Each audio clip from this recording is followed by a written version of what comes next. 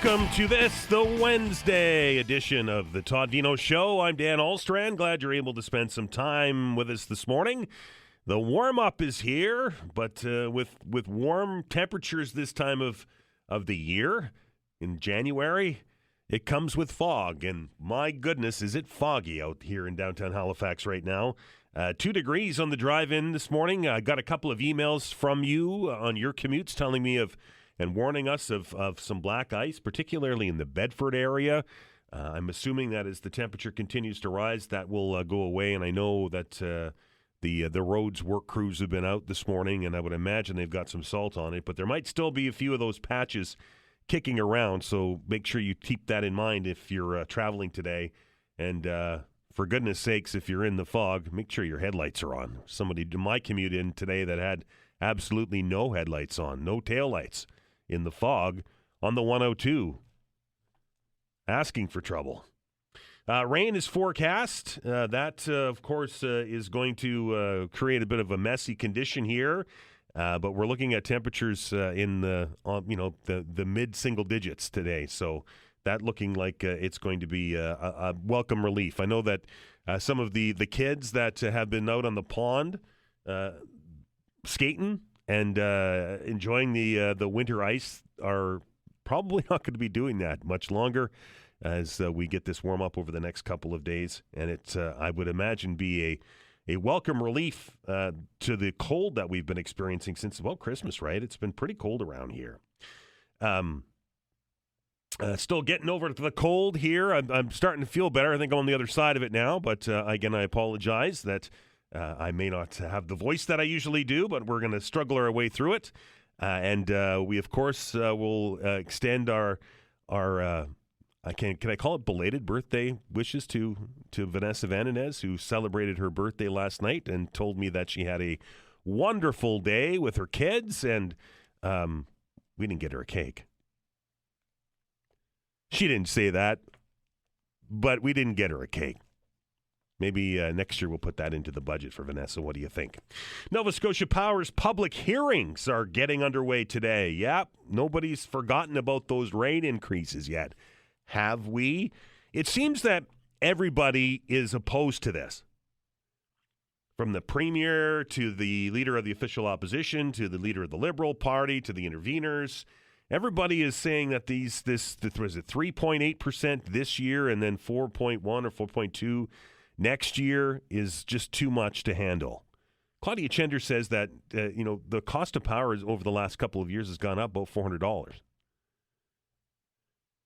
And we're stretched thin as it is. And it will be very interesting to watch these hearings. I often wonder if these public hearings are just a mere formality, that it's a box that needs to be checked as part of the policies and procedures of these public utilities.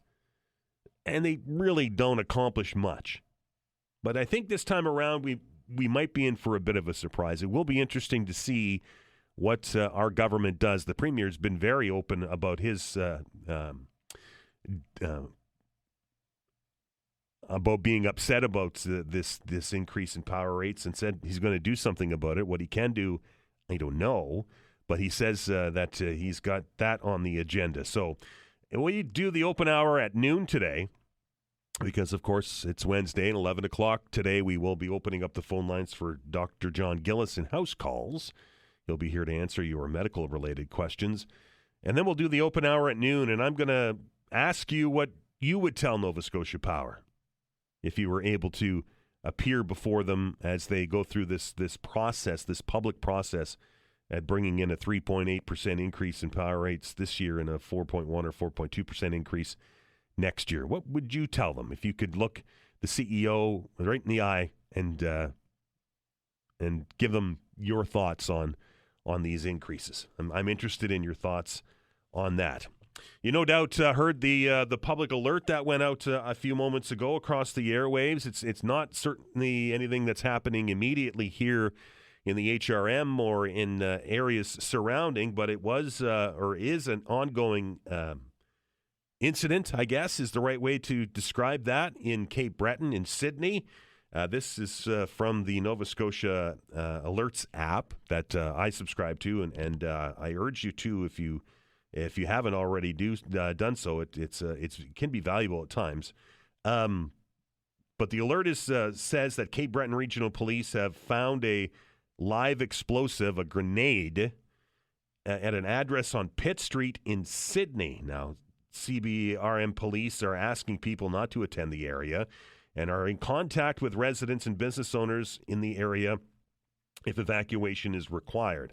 The explosive unit is en route, and police are on the scene and containing and securing the area. So not really an immediate threat to HRM, but that alert coming in earlier this morning from Cape Breton police about finding a grenade in a building, I guess, and evacuating the area around it. That's not the first time that we've had an immediate area evacuation because somebody has found a grenade. Was there one in Dartmouth last year, I believe, that we saw that?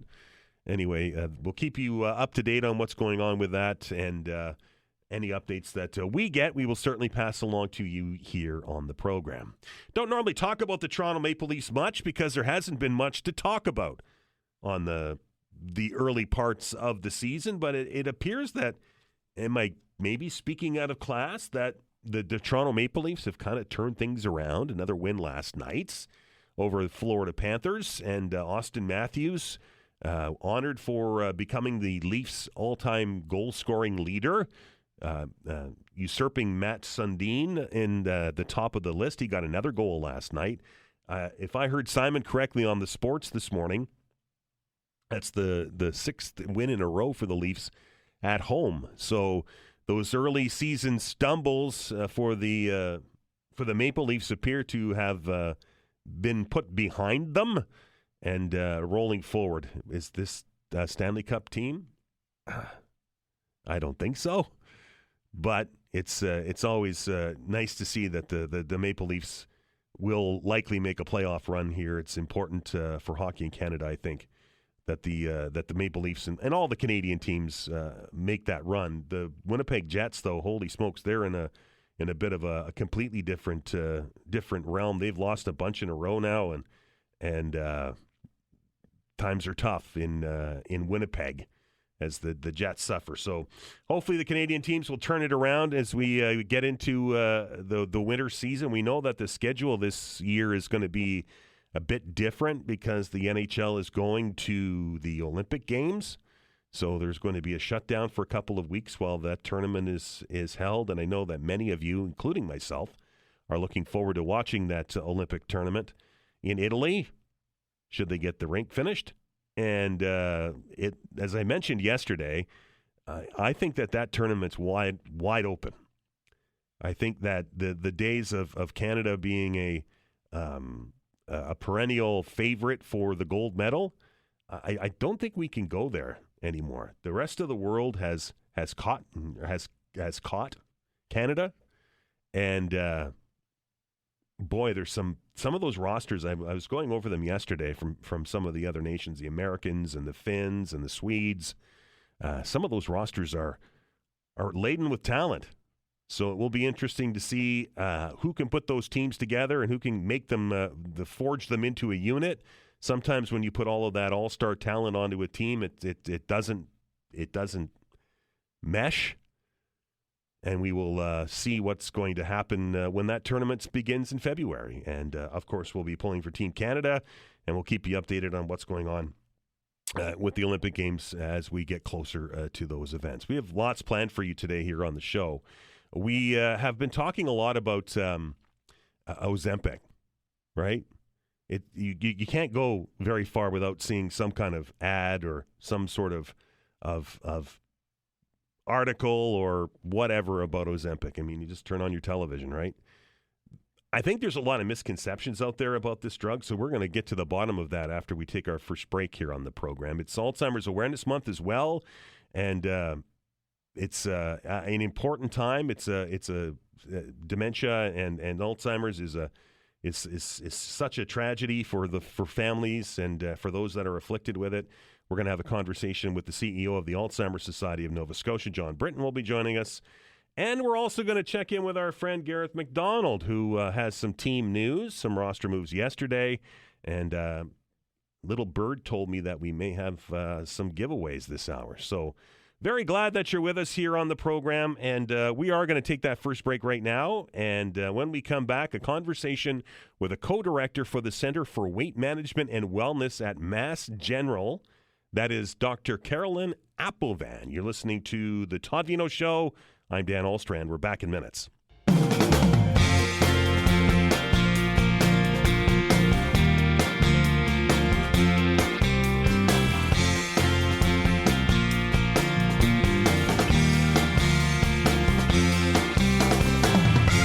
Welcome back to the Todd Veinotte Show. I'm Dan Ahlstrand. January is the month where many make that resolution to lose some weight and try and start off the new year on the right foot. And with all of the discussion and talk as of late about these so-called semaglutides and the advertising that we're seeing out there, particularly for things like Wegovy and for Ozempic, I would imagine that physicians now are going to be fielding those questions more. I know that Dr. John on our Wednesday segment here, which is going to happen, of course, after 11 o'clock, has taken several questions on these kind of drugs. And if you start digging into it and you get into the weeds of social media, you start to see things that are associated with these things that may not necessarily be true or may only be half-truths when it comes to these types of drugs. And I think it's important to get good information out on these things if you're looking at making a decision to perhaps ask your doctor about getting onto a semaglutide. So we're very pleased to welcome into the show today to tell us a little bit about this drug and some of the misconceptions that are associated. Is Dr. Caroline Apovian is the co-director at the Center for Weight Management and Wellness at Mass General Brigham. Hello, Dr. Apovian. Hi, it's a pleasure to be here today with you. So, am I right? Is there a lot of stuff that's being said about this drug, particularly Ozempic, that may not necessarily be true? You are so right.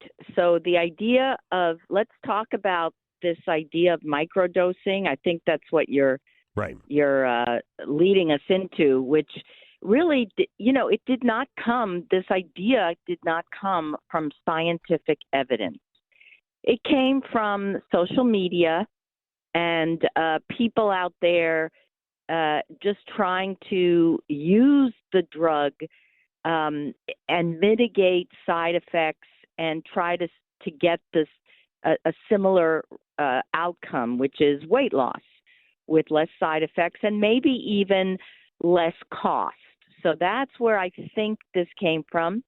There's absolutely no evidence that taking small doses of GLP-1s, namely semaglutide, but also tirzepatide, it can lead to, let's say, good outcomes. Outcomes meaning significant weight loss and significant, long-term effects. So what do I mean by that? So the studies that the FDA used to approve these drugs were 1 year long, and the dosing was titrated up in a very organized manner to get to the outcome, which was significant weight loss. So in a year with Ozempic or Wegovy, which is semaglutide, you saw about a 16 to 17% weight loss. With tirzepatide, it was a 20 to 21% weight loss. So, and that's what the FDA used to approve these drugs. The side effects were nausea, vomiting, constipation, diarrhea. But the studies were done to look at the best weight loss with the least amount of side effects. And those are the doses that the study showed would be significant and that the benefits would outweigh the risks of taking these drugs. Now, let's say what are these drugs? So these drugs are analogs of naturally occurring hormones. GLP-1 is secreted when you take in food, and it helps the body process glucose. That's what it does. It also promotes satiety. Now, but the GLP-1 is a part of a complicated system in the body that regulates not just your blood glucose, but also your body weight. And so when you take small doses of GLP-1 or even larger doses, there are counter-regulatory hormones that also are secreted to counteract that. And we don't know anything about what microdosing does in the body. So in the long term, who knows? We may be doing something detrimental. We just don't know. And so we really need to study that, and we haven't. Dr. Apovian, I also hear that when I take my shot of Ozempic, I can miss the gym that week because it's the miracle worker. Is that in fact true? I don't even understand what that means. You can miss the gym that week because you took your dose. So let's separate what a GLP-1 does from what exercise does. So a GLP-1 will, as I said, will promote satiety, and it will regulate body glucose. Does exercise promote satiety and regulate body glucose? Yes, it does, but it does so.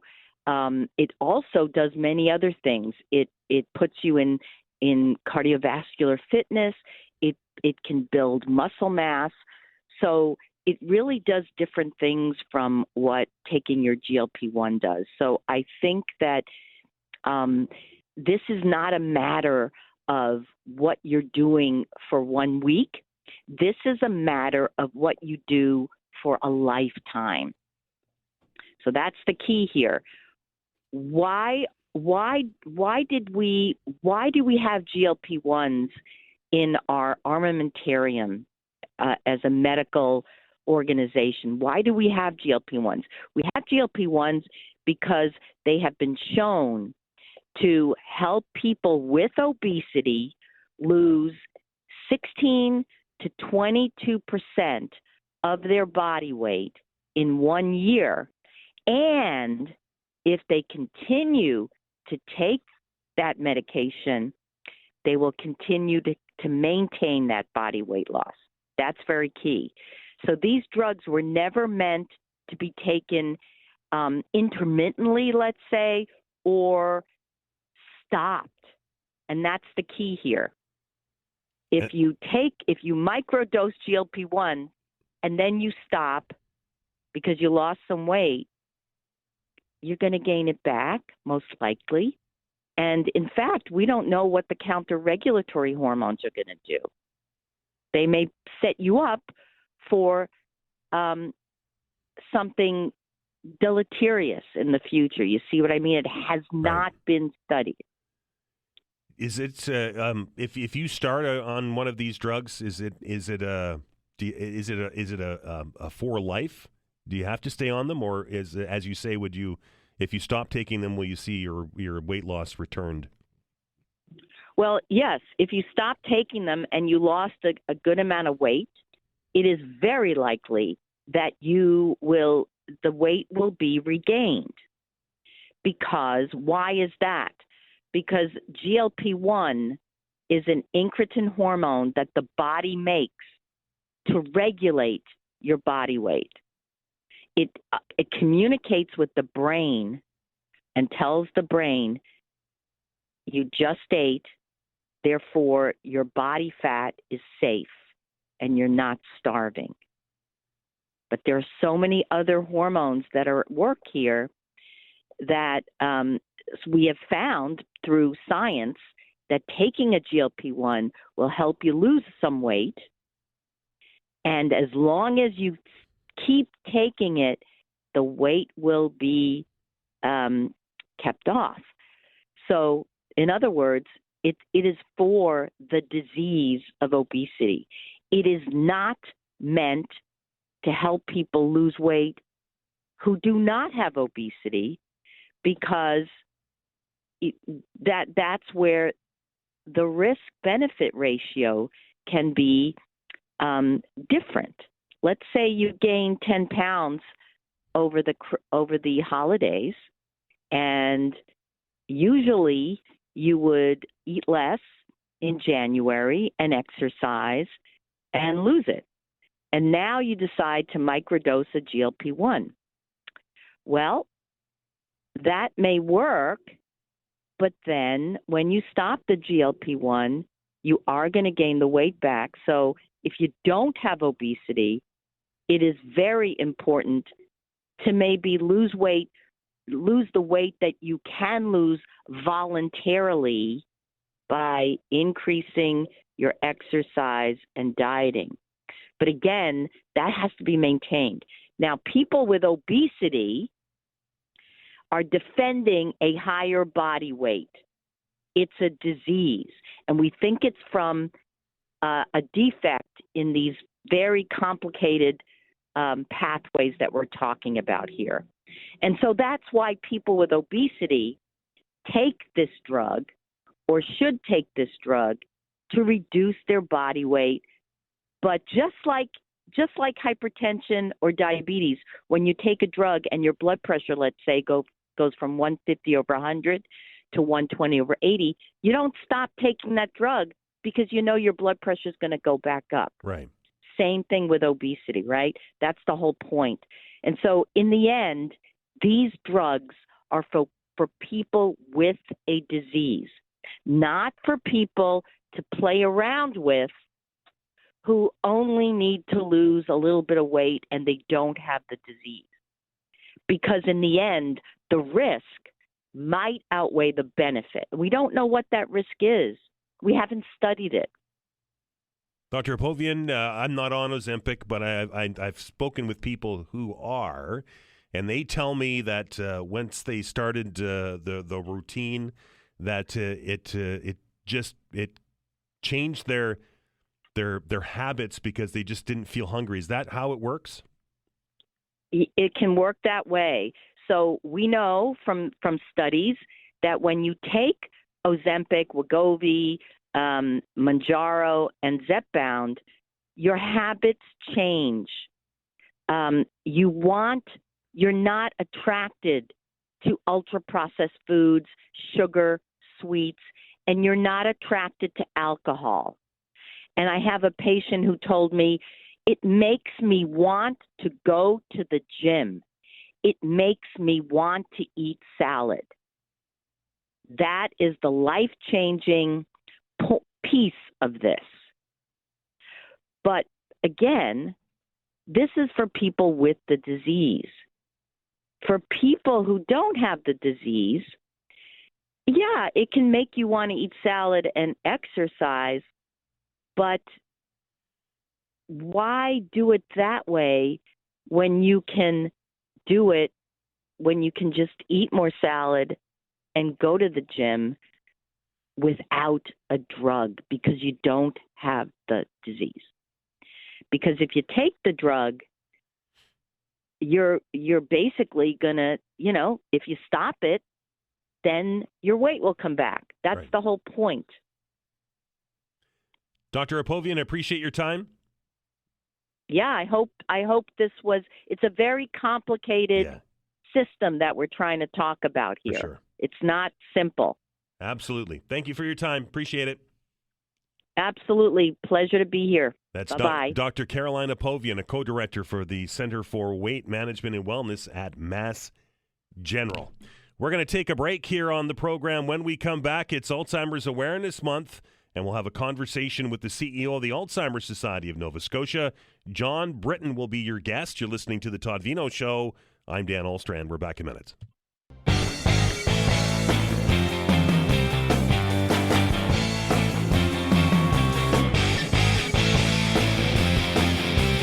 All right, welcome back. This is the Todd Veinotte Show. I'm Dan Ahlstrand. Hope you are having a wonderful day. It's still foggy out there. Holy smokes, it feels like it's one of those spring days, right? After all of that cold that we had and we get above zero and it gets pea soupy out there. Anyway, if you're driving around, be careful. Make sure you turn your headlights on and be safe. Interesting discussion in the last segment there about these Ozempics and Wegovy's of the world, and I think the message that I got out of the whole thing is that you shouldn't get medical advice from social media, right? Talk to your doctor about it. Talk to a physician. Talk to somebody in the know. Social media can be a wonderful thing, but you have to take it with a grain of salt, and maybe microdosing a drug that's not designed to be microdosing isn't a good thing. I have talked to people who have had plenty of success with these semaglutides, and I've talked to some that it wasn't for them. The side effects outweighed the benefits. So I would imagine the best conversation that you can have is with your doctor or with a doctor, and see if that's the right solution for you. It's interesting that our last guest was very adamant that obesity is a disease, and it is. But there are a number of insurance companies out there that offer benefits to employees that don't consider obesity to be a disease and will not cover things like Wegovy and Ozempic. Unless you are have been diagnosed as being diabetic, which those drugs, by the way, were designed to help combat. Let's not lose that in the discussion. That these drugs were designed to help fight diabetes, and this secondary effect was that we saw them be effective to help lose weight. And the insurance world, at least in my world, hasn't quite caught up to that yet. But I would imagine now that the organizations like the World Health Organization and such that have accepted that obesity is a disease, hopefully that will change soon, because obesity can lead to all kinds of things, right? And the notion that it's your fault, not necessarily true. Off of my soapbox now. It is Alzheimer's Awareness Month in January, and of course, a wonderful organization out there that does a lot of work to help families and those dealing with Alzheimer's. This is the Alzheimer's Society of Nova Scotia, and I'm very pleased to welcome to the show the CEO of the Alzheimer's Society of Nova Scotia. That's John Britton. John, how are you? I'm pretty good, Dan. How are you doing this morning? I am well. Tell me a little bit about the goal of Alzheimer's Awareness Month. Why do we do this? Well, every month should be Alzheimer's Awareness Month, if we're being really honest, but we do spotlight January. It's a quieter month for most people in Canada, and it's a great month to get some key messaging out there. So we take the whole month to really just elevate understanding of dementia, and more specifically these days, to combat misinformation about dementia that leads to stigma. So that's really our theme for this Alzheimer's Awareness Month, is to reduce stigma and improve outcomes and quality of life for people living with dementia in our province. John, we were in the last segment, we were talking about things like on social media that aren't necessarily true when it comes to healthcare. And I would imagine organizations like yours that are trying to get good information out to people are having an uphill battle trying to deal with the misinformation that's out there. We absolutely are. And like I say, that's one of the gear switches we've made in the last year or so. We do a lot of education about what dementia is, how to spot the signs, how to get a diagnosis. But more and more, we're doing a lot of education around misinformation, people misunderstanding what dementia is, the risks associated with dementia. And what that does is really just, it causes people to stop seeking out the help that they need through shame, through embarrassment. So our goal really is to get dementia more conversational and normalized. It's one of the biggest healthcare crises of our time. We have one of the oldest populations in the country in Nova Scotia. This is a problem for our province, and we need to not start normalizing and socializing how we better care for people with dementia in communities. Do we know what causes it, or is it a varied amount of things? If you could give me 7 hours, I could probably go through about 10% of it. That's a great question, though, Dan, because one thing we do want to let people know is it's such a complex thing. We can't fully answer the question, is it genetic? We know about 5% of dementias are genetic, so a very, very low number. There's no one size fits all. There's a form of Alzheimer's that can be genetic, but only in early onset if there's a real pattern in family history. But we also don't want people looking at family history, seeing a couple of cases of dementia, and assuming that they're going to get dementia, because that's not necessarily the case. So all of the information really needs to be baselined for people in this province to understand this disease, the implications for them, and how as a province we can work together to support people living with it. Is there things that we can do as humans to as a preventative measure? Can we do things to maybe not go down the dementia route? Absolutely. There's a huge amount of information on our website about modifiable risk factors. I won't go through all of them. It's the same kind of thing you hear with most chronic or terminal diseases. Better sleep, making sure you're monitoring alcohol and smoking, keeping your body active. A big thing for people with dementia and for prevention is keeping your brain healthy. So that means social interactions, conversations, quizzes, crosswords, game shows on the TV, anything that keeps your brain ticking over and keeps it engaged, especially socially. Social isolation can be a real problem, especially as people age. So we really encourage people to stay socially connected. My father has picked up Sudoku as part of his daily routine in order to keep those synapses firing. Well, he's a smarter man than me. I probably would have chosen something a little bit more simple than that. When it comes to a diagnosis of Alzheimer's disease or dementia, obviously that's a shock to the person involved and to their family. What kind of supports are available out there for people that have been diagnosed, John? So the first thing I'll say is that diagnosis is a bit of an omnipresent issue in the province. Getting an early diagnosis is the best thing somebody can do, because the earlier we know, the sooner we can look at interventions and supports that lead to better outcomes. That's why we focus on stigma, because stigma often will prevent people from seeking the support they need, and they'll be 3-4 years in to the progression of the disease before they get a diagnosis. If we caught it earlier, we may have been able to have better outcomes for that individual. But the best thing that people can do after diagnosis is to connect with the Alzheimer's Society of Nova Scotia. We have a fantastic team of highly trained people that are very knowledgeable, very compassionate, and we have a ton of support from education programs, support groups. We do art therapy sessions. We have exercise programs, social programs for people living with dementia, and everything that really just keeps people engaged and people aware. So many programs that we can offer. The best thing to do is to get in touch with us. John, obviously early detection is important here. You've said it a couple of times. What should we be looking for when it comes to symptoms of dementia? Well, that's a great question, because one of the things that contributes to stigma is the concept of Alzheimer's disease, or I'm having a senior moment. It is perfectly normal to forget things as we age. I notice it now, and I'm not even 50, but, recalling names of people I've not seen for a while, that's perfectly normal. It's when the activities of daily living are affected. We had an instance recently of a person who called us and said, my mum was just making a cup of tea, and she had all the stuff in front of her, and she just didn't know which sequence to do things in. They're the kind of things that might be an indicator, not just forgetting somebody's name or age. Putting something back in the wrong place, like a pair of sunglasses in the fridge. We can all do that from time to time, but if that's something that's happening more frequently, we might want to look at getting a diagnosis there. John, obviously lots of information out there about this disease and the supports that are available for people. What's the best way that our listeners can learn more? Well, we always ask people to come to our website and our social media pages, especially this month in January. We'll be posting a ton of content, really informative stuff, really engaging stuff, lots of articles, lots of scientific data.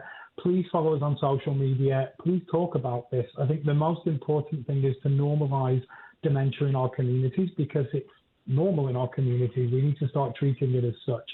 So connect with us, talk about it. We have a day of action on the 28th of January where we're encouraging folks to wear a forget-me-not pin and make posts on social media about why dementia and dementia support in Nova Scotia is important to them.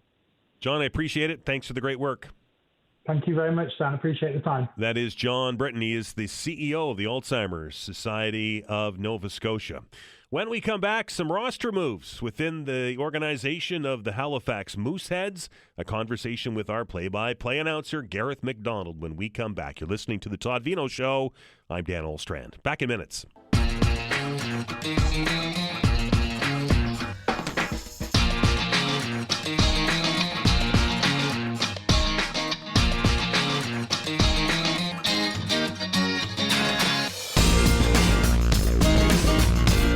Welcome back to Todd Veinotte Show. I'm Dan Olstrand. Well, the Mooseheads are into the second half of the season, as I like to call it, the season after the Christmas break, and of course we saw them on the weekend with a game against Moncton, and then on the road in St. John, and some news out of the organization here over the last 24 hours or so that they've made a couple of roster changes. So when the news breaks with the Mooseheads, we go to our the best in the queue, I call him. That is our, of course, play-by-play announcer, and that's Garreth MacDonald. Garreth, how are you? Wonderful, Dan. How are you? Oh, not too bad, sir. Not too bad. I guess. Is it too late? Is it too late for a Happy New Year? Well, when is the date? Like, when is that date when you stop saying that? Right? Yeah, I don't know. I think usually you got to book till the 5th. I think we are past the limit. So no Happy New Year for you. Well, thanks, brother. Yeah, anyway, Garreth, before we get to the Mooseheads, we have to talk about the World Juniors, of course. Canada coming home from the tournament with a bronze medal. I've been talking about this for the last couple of days. It appears that the rest of the hockey world has caught up to Canadians when it comes to junior hockey talent. Yeah, yes, and no. I mean, I think obviously we have seen some. I think we've seen just improvements overall across every level of the game in terms of skill development and yeah, I mean some strides have been taken by other countries, but I mean you look at Czechia. Well, when was the last time they won a gold medal at that event? I think Sweden's only got one in their history at that tournament. So yeah, I mean I think there can be a tendency sometimes to overreact. And I mean you look at Macklin Celebrini, Matthew Schaefer, all of these guys right now that are lighting up the NHL that could be there. Yeah, I mean, I think if Canada's got their best team, they're winning that event. But it certainly makes for some wonderful discourse. Everybody's got an opinion about hockey, Dan. Oh, well, in Canada, no. Absolutely. There you go, Garreth. I guess the overarching question here is that the Ontario League is brought in Brendan Shanahan to take a look at hockey in that part of the world. Is there do we need to do a rethink, or is this just a bump in the road? Yeah, I mean, I think it kind of goes. Obviously, there's. I do think that the landscape of the game has definitely changed a bit over the last couple of decades. Obviously, we have seen some. I mean, you look at a couple of guys, for example, the Mooseheads have brought in. They're coming in from the BCHL, which right now is operating outside of the Hockey Canada governance model. And I think on the entrepreneurial front, we have seen a lot more private hockey options, especially in other parts of the country. So. And then I mean, when you look at right now the NCAA rule change that we saw last year with players from the junior leagues in Canada now being eligible to play NCAA hockey, obviously it's a pretty fluid situation. I think that having some of that oversight, having someone go through it. Maybe not the worst thing in the world, and I'm sure that there will be folks in all areas of the country certainly paying pretty close attention to the findings that that Brendan Shanahan has through this review with Hockey Canada, and I'm sure we'll we will take it from there. But it will be pretty interesting to go through that report once it's finished. You mentioned the BCHL, Gareth, and the Mooseheads looking to bring a defenseman on from that league, but has to go through some paperwork, right? Yeah, and that's again, right now the BCHL, it's not under the Hockey Canada governance model. Right now they're kind of looked at as a bit of an outlaw league. They left Hockey Canada, I believe it was last year, a few teams from the Alberta Junior League as well left that league to join the BCHL. So when a player kind of comes back into the Hockey Canada system, there is a bit of administrative work, some paperwork that has to be completed. I mean, for the most part, I think it is just kind of a rubber stamping type process. But I think just with the timing of Brendan Espinel in particular, right shot defenseman, 6'2", 190. He's from Winnipeg. He was, having a pretty good season out in the BCHL with Alberni Valley. There's with the timing of that, I think he was signed maybe around the 28th of December. Obviously, not a lot of people in offices across the country at that time of year, so it does take a little bit longer. But he is the newest member of the Mooseheads, likely to have that paperwork completed over the next few days. So I think there's probably a pretty good chance that he is in the lineup come this weekend. Be a couple of Mooseheads that won't be in the lineup this coming weekend and for the rest of the year. And one of them, Antoine Fontaine. The other is Justin Shearis. What's the deal with these two? Yeah, and it's kind of a tough spot for both guys, for the organization, as well. Antoine Fontaine, he's in his 19-year-old season. He's an older guy on this team. He's going to be finishing up the rest of the season with the Truro Bearcats in the Maritime Junior A League, and I think that's a great opportunity for him to go to Truro, who right now, if you look at the Maritime Junior League standings, they are in the top spot in that league. I think he's going to have a chance to play a really big role on a first place team. So he wasn't getting those big minutes with the Mooseheads here in his 19-year-old campaign. This is a year where I think development and growth of some of the young guys, the 16 and 17-year-old crop in particular, as well as your 18-year-olds. But I think those younger guys, the 16, 17-year-olds, first and second year players, that is kind of the emphasis for the Mooseheads. And as a result, Antoine Fontaine often found himself a healthy scratch. And unfortunately for Justin Shearis, a guy that joined the team who was right around this time last year, he came on as a free agent. He was a bit of a regular last season, but with the team drafting two 16-year-old defensemen this year, they got Malik Letalien, third overall. American Cam Manella came in early in the second round. These guys have been playing, 18-plus minutes a night on a lot of nights, and they've been looking pretty good doing it as well. And unfortunately for Justin Shearis, he was kind of that seventh, eighth defenseman for the team. So he has made the decision to return home. I think probably likely to play in the USHL or the NHL, NAHL back in the U.S. But certainly wishing those guys the best. Alec Nazardine also left the team for similar reasons just after the holiday break. But the team has brought in, as we said, Brendan Espinel. We will expect to see him pretty soon. They did make one move via trade just before the holiday break. We saw Samuel Rousseau suit up right before that game before the 10-day holiday hiatus, and he's played a big role coming over in a deal from the Rouen-Noranda Huskies. But a guy that he came over via trade from Rouen, but he had actually been playing out in the BCHL as well. So there's a little bit of paperwork when he joined the team. But he's been a great add, one of just two 20-year-old overage players on this young Mooseheads team, but a guy that comes from that great Rouen program. They're kind of noted for having a strong team culture, and kind of comes in and already showing his leadership abilities. So he's been a fine add for the Moose. Moose resting up. They played a bunch of games in succession there very quickly after Christmas, and I think that caught up with them in St. John on the weekend. But charging up the batteries, so to speak, to head to Charlottetown on Friday night and then return back here home to host Gatineau on Saturday.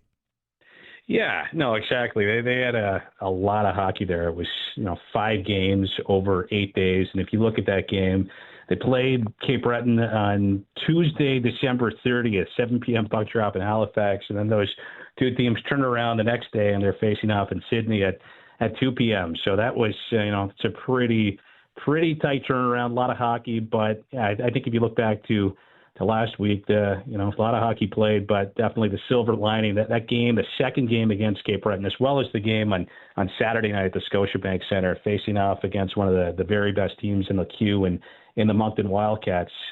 We saw 2 pretty solid efforts from the Moose. That game against Moncton was, I'd say, the best game of the season, maybe the best game in the last couple of seasons that we've seen from this team. It was just unbelievable action, great defensive buy-in for the Mooseheads. So a lot of positives to take away from those last few games. Again, it all did kind of catch up with another tight turnaround there. They played Moncton Saturday at home, then had to go to St. John the next day. As we said, 5 games in 8 days. It was a lot of hockey, but I think there's a lot to like about a few of those performances last week. Garreth, always a pleasure, my friend. Great to chat with you, Dan. Great to chat with you. No Happy New Year, but I do hope you have a great week. All right. Thanks, brother. That is Garreth MacDonald, the play-by-play announcer for the Halifax Mooseheads right here on 95.7 News Radio. As I mentioned, the Moose head to Charlottetown Friday night. That game's puck drop is at 7 o'clock. And then they will return home to host Gatineau 7 o'clock on Saturday night. And if you want to go be part of the Moosehead atmosphere at Scotiabank Center on Saturday night, we have a pair of tickets to give away right now. 902-405-6000, 1-877-801-8255. Mooseheads hosting Gatineau Friday night at Scotiabank Center. Caller number 8. House calls after the news.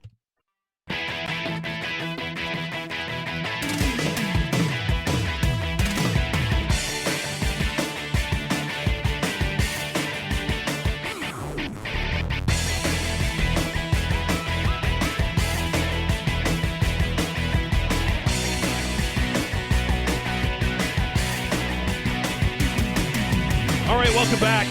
This is House Calls on a Wednesday here on the Todd Veinotte Show.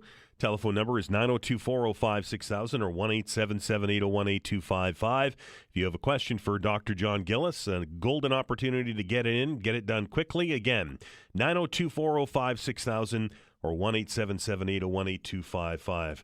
Welcome back, Dr. John. Hope you had a good holiday. Hello. How was yours? Oh, well, I'm here. Yeah, I hear you. Gotcha. Mine was okay. I got a cold, so that wasn't very much fun. But if our office is any indication, I think there's a lot of that stuff going around. Or is Class A man flu that we had? Yeah, pretty much. Vanessa will tell you that that's very much the case. It's going around. It is going around. But doesn't the Maple Leafs don't have the man flu though? They're managing to find ways to win now. Yeah, it's weird. It's one of those things, you start to have a little bit of hope. They played physical last night and didn't blow a lead either. Yeah, which is out of the ordinary. And Austin Matthews seems to have found his stride maybe again. Found his mojo. No, I agree. It's good. I didn't like when they blew the lead against the Islanders the other night, but they still got a point. And so, point in 7 straight games. Got to plan the parade again. There you go. We're ready for it, John. We are. 902-405-6000, 1-877-801-8255. I don't know how much you worked over the holidays, Dr. John, but I would imagine, as I mentioned, given the amount of people in the radio station here who are sick, that you're seeing a lot of viral stuff out there. Yeah, a lot of stuff out there, just a lot of everything. The hospital's quite backed up, and we had 28 or 30 admitted patients, in the ER, which sadly it's become normal. It should be a catastrophe, but it just doesn't rate anymore. It's just it's almost normal. It just makes it hard for the staff and hard to see patients when the place is full with admits. But everybody does their best. Right. Is the new hospital, is that going to fix things, or is that just going to spread it out? Oh, I think it'll help. I mean, I think the mindset needs to change. I mean, you build a bigger warehouse, you fill the warehouse, right? Right. So we need to, improve our preventative care, our primary care access, and all the things. But it's a work in progress. We're trying.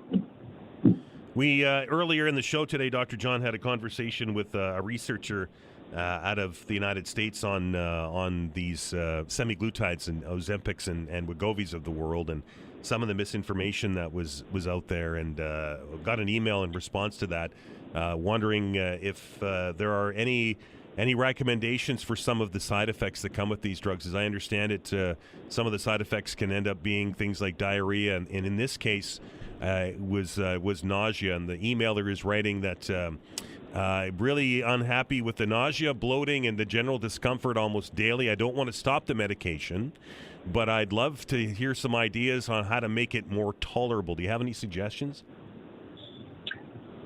Well, yeah, most people don't have severe side effects with Wegovy and Ozempic. Some people do, and they tend to be gastrointestinal.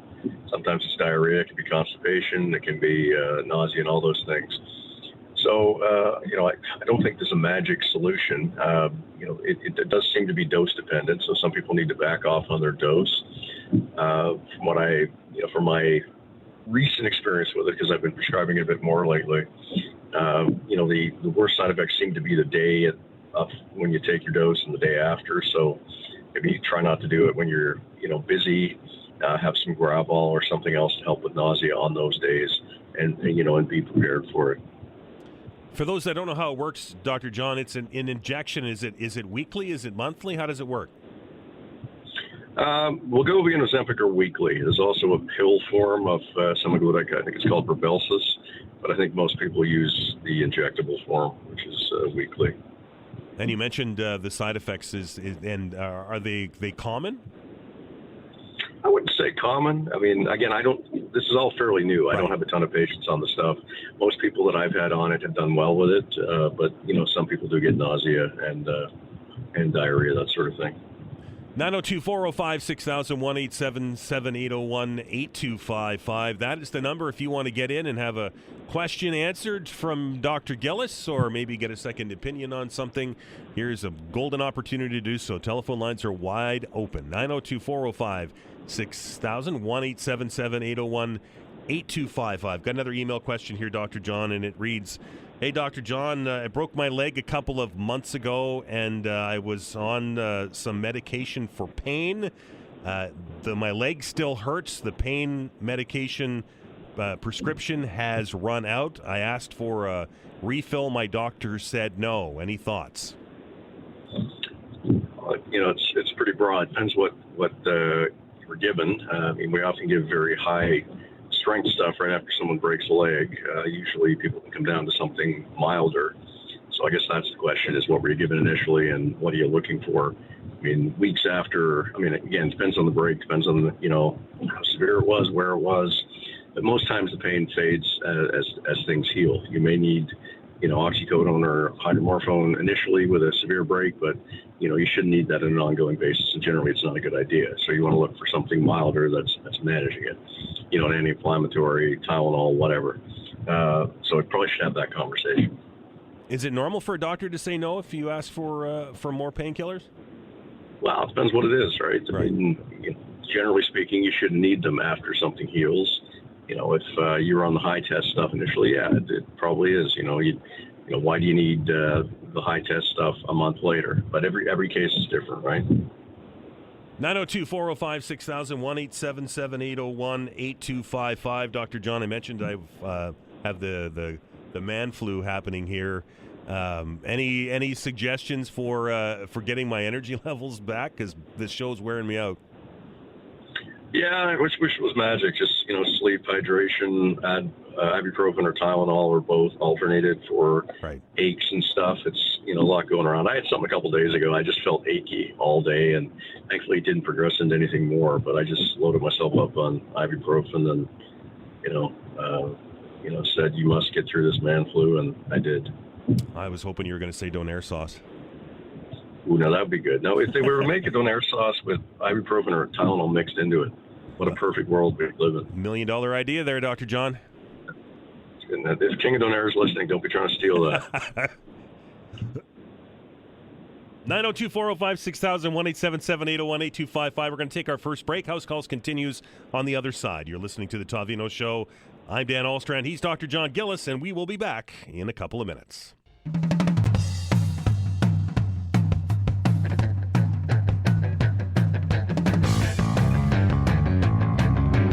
All right, welcome back. This is the Todd Veinotte Show. It is House Calls. He is Dr. John Gillis, and he is here to answer your medical questions. 902-405-6000,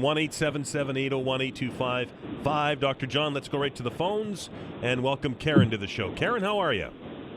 Yes, hello, good morning on this foggy old morning here in Halifax, but it's better than the minus 14. You got it. Your question for the doctor, please.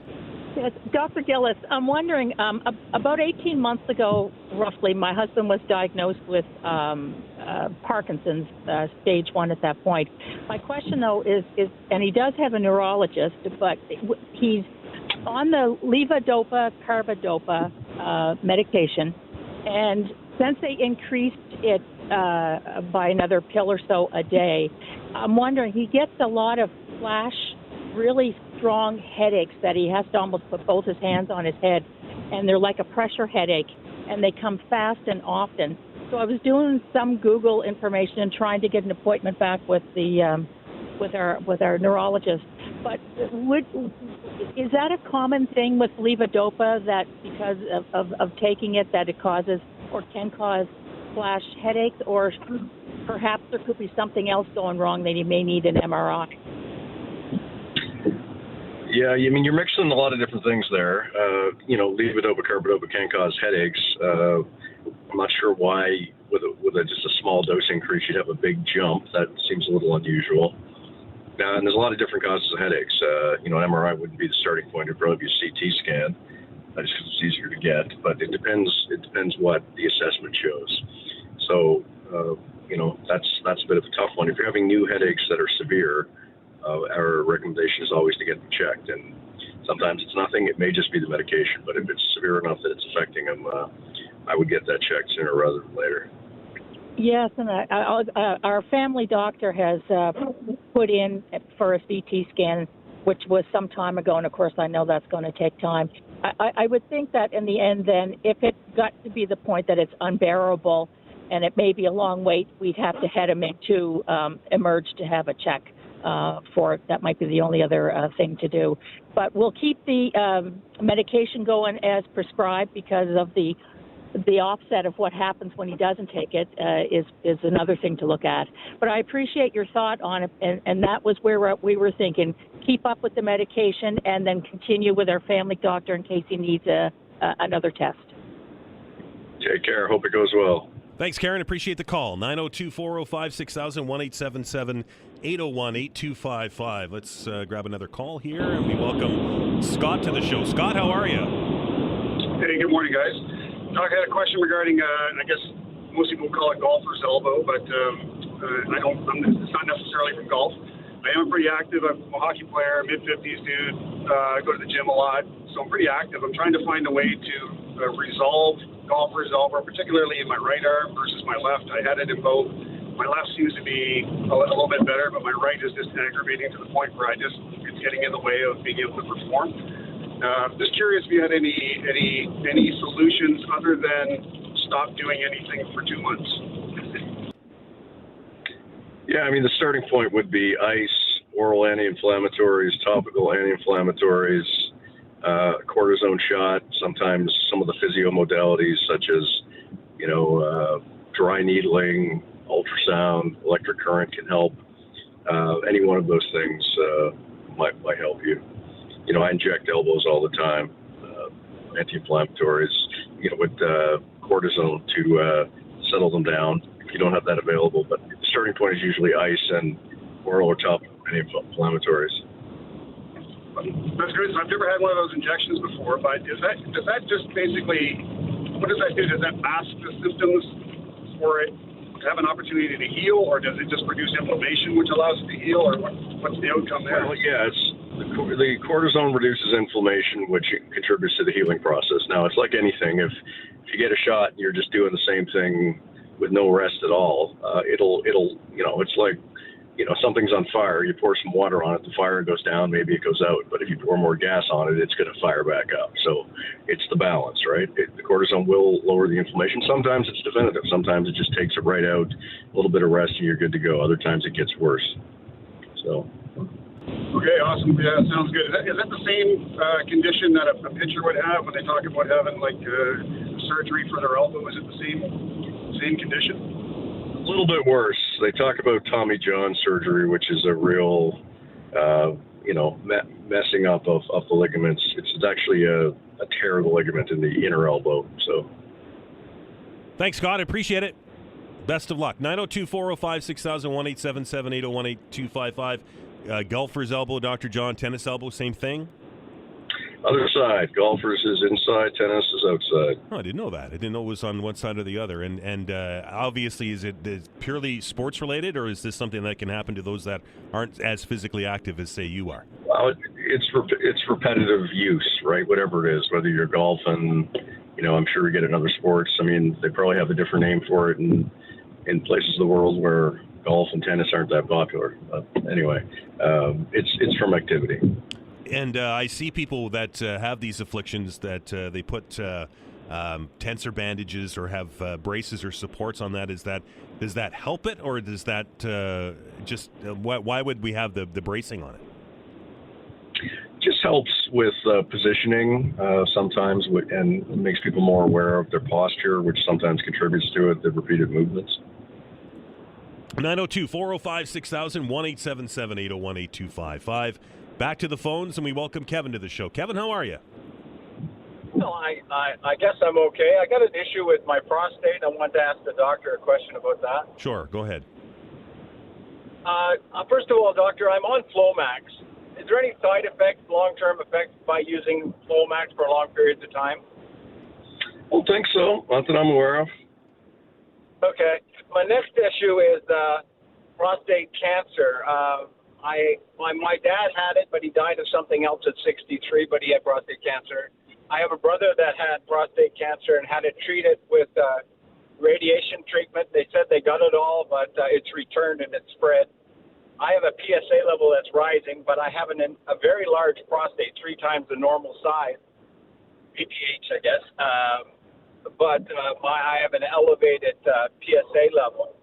It's gone up substantially within the last 2 tests have gone up from about a 4.5 to about a 7.7. What else I want to tell you? I'm dealing with my brother and sharing some of the information with him. I've been pushing for an MRI prior to any biopsy. The doctor hasn't recommended a biopsy at this point, but I contacted his clinic and his nurse asked him if he would put me in for an MRI prior to the biopsy. Will that provide, should I wait for that MRI after they do the biopsy, or should I have that done before? Yeah, it's a hard question to answer. I don't know your case. I don't know I'm assuming you've seen a urologist. I would defer to what they say. I can't give you time advice without knowing what their thought process is. Why are they not doing a biopsy now? There must be a reason. If they've decided to do a scan first, there's probably a reason for that. I would ask those questions. I'm not trying to pass the buck, but I just, without knowing your case and your numbers and your trends, I can't give you accurate information. Yeah, the MRI has been initiated by me. My urologist doesn't seem overly concerned. But with what's happening in my extended family, and I also have another brother who's having issues with his prostate, which is common. We're all in our 70s now, and it seems like it's happening to us all. But I just wanted to be a little bit more proactive about it. But it hasn't come. The MRI has been motivated by me, and I requested, and I think as a request that I've made, that he's approved that and put through for that. But I just wondered if that is a standard procedure prior to a biopsy, or did they go to the biopsy and then do an MRI after the fact? It depends on, what the numbers are, the trends are, what the exam shows. I wouldn't say they normally do a biopsy first, but everybody's different. It really depends on the case. Thanks, Kevin. Best of luck, my friend. 902-405-6000, 1-877-801-8255. Dr. John, is prostate cancer hereditary? If you have a history like Kevin has with family members that have it, are you more at risk? It's always a hard question to answer. I mean, when people's understanding of hereditary, meaning if dad had it, am I going to get it? The answer to that is not necessarily, but it does, there is a hereditary part of it. So meaning if a family member's had it, if you're a first-degree family member, you're more likely to have it than all comers, but it doesn't mean you're going to get it. Right. So, and there are some specific genes that exist that, can affect the results. So there's, generally anybody who's got a family history should watch more carefully and, be more vigilant, start their PSA and their exams sooner and more regularly. What's the benchmark for starting the PSA test? Is it still 50? Usually it's 50. Some people who have a really strong family history will start sooner, but it's usually 50. 902-405-6000, 1-877-801-8255. We're going to take a break for the news. Dr. John, he is here on the other side. You're listening to House Calls on the Todd Veinotte Show. I'm Dan Alstrand. We're back in minutes.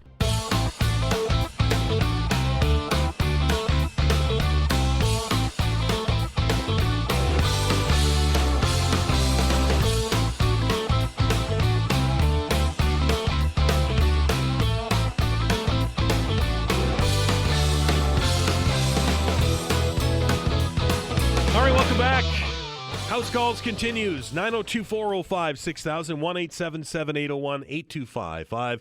Dr. John Gillis is with us to answer your medical questions. There's a couple of lines open if you'd like to get in. 902-405-6000, 1-877-801-8255. We'll go right to the telephone lines, Dr. John, and welcome Tim to the show. Tim, how are you? Great, you guys? Your question for the doctor, please. I've had a breathing problem for the past year and a half, and they thought it might have been asthma, but I kind of got diagnosed with a paralyzed diaphragm. Do you hear of that very often? Dr. John, are you there? Tim? Sorry about that. I'm muted. Yeah, all right. Good. Go ahead, Tim. No, I heard them. Did they tell you why your diaphragm was paralyzed? No, I'm going through it kind of right now to try and get something sorted out with it. They have I went through, they thought it was asthma. They thought it was a bunch of things with my lungs, and my lungs are fine. My breathing's fine. But now they've kind of diagnosed it like a paralyzed diaphragm. And I kind of researched it myself a little bit, but it's surgery, I guess, to kind of repair that. Is that the only option? Oh, well, it depends on the cause. I mean, there's a lot of different causes of that. The most common cause is, nicking a nerve in surgical cases. Trauma, like injuries, can do it, but it can be a whole list of other things. Neurologic conditions, tumors, anything really. And I assume they've been working on ruling out that stuff. So I would just carry on with the workup and make sure you ask all the right questions. You mentioned tumors. They kind of didn't mention that at all to me. Yeah, I don't want to alarm you. They probably didn't mention it because they didn't think that was the case. I'm sure that you've had imaging, and that's probably why. But, that is one of the possibilities. But, assuming if they're working you up for this, you've had some scans, I assume? Yes, for sure. Yeah, so, I mean, the reason they wouldn't have mentioned it would have presumably been because they didn't see it. So it wasn't anything there. Right. But just, double check.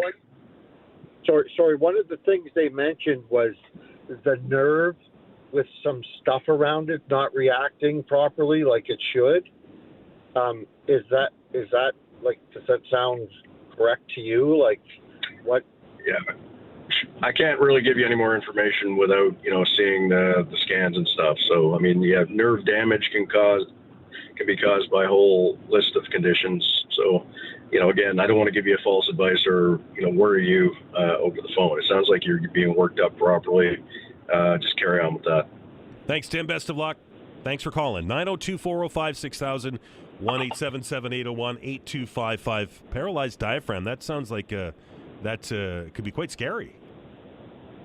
Well, it sounds bad. Depends how it's affecting people, right? it usually it can cause pain and difficulty breathing. Your diaphragm is what sort of initiates the bulk of your breathing, or is the most powerful muscle. But other muscles can compensate. So it sounds like he's getting the right workup. 902-405-6000, 1-877-801-8255. Let's welcome Teddy to the program. Teddy, how are you? I'm not too bad for an old man. I'm 87 years old. I have been in excellent health. Years ago, I slipped on ice, fell, hit my head on a concrete sidewalk, concussion, traumatic brain injury, went to the clinic downtown, excellent. I've been pre-diabetic going back 15 years. About 3 to 4 years ago, I became full diabetic. I'm very tall. I'm about 6'6". My right leg is short, about 3/4 of an inch. I developed an ulcer on my left toe. Ultimately, it was removed. The toe was removed. The ulcer was basically the point where all my weight took off on that toe. I'd seen it from footwear. In September, I was in Jamaica and I'm a regular down there. My doctor says I'm in great shape when I come back. The heat affected me extremely, and I love the heat. And basically, and I looked it up, it just sucked my strength and energy. I kind of got over that. I went My to friend, do you have a question? and checked everything out in October. I got an infection. I took my antibiotics. They helped quite a bit, but I am still weak, and I'm having major balance issues, and I've got an ulcer underneath the toes on my right foot. Teddy, can you get to your question, please, just for the sake of time? How do I proceed? There's multiple issues. Well, the first way you proceed is I can't answer any of that over the phone. If you're having dizziness and ulcers, you need to get checked. And that should be obvious to you, given your history. If your family doctor can't check you may have to go to Emerge. You may need some scans. You may need blood work. You need that ulcer looked at to see if it needs IV antibiotics or to be debrided. Just, that's really the only answer I can give you is you need someone to look at all these things and to work them up. And it doesn't sound to me, like that's going to happen, just in the office due to the inability to do any imaging or that sort of thing. So you probably need to go to Emerge and get it checked. Hate to send people there, but with all that going on and your age, that's probably what you need to do. Teddy, appreciate it. Best of luck, my friend. 902-405-6000, 1-877-801-8255. Got an email question here, Dr. John. Comes to us from Joe. It says, "Hey, Dan, get well soon." Thank you. Could you ask Dr. John about a product I've recently seen online? It's for mushroom gummy. It seems to follows the same format that a lot of these other miracle products, but a brief look at it is like something I could use. Before I drop the cash, I'd like to know your opinion on mushroom gummies. I don't even know what that means. If it's psilocybin, if it's magic mushrooms, if that's what we're talking about, it's a whole can of worms, which goes from some evidence recently that it's useful for depression and PTSD to people use it recreationally. But I don't know even if that's what we're talking about here. Is it? Is that where we're at? Is that what we're talking about? Or are we talking about some product that has components of mushrooms in it and it's a health product? I have no idea. That's too general. Fair enough. Thanks, Doctor. 902-405-6000, 1-877-801-8255. We're going to take a break. Dr. John is here on the other side. You're listening to the Todd Veinotte Show. I'm Dan Alstrand. Back in minutes.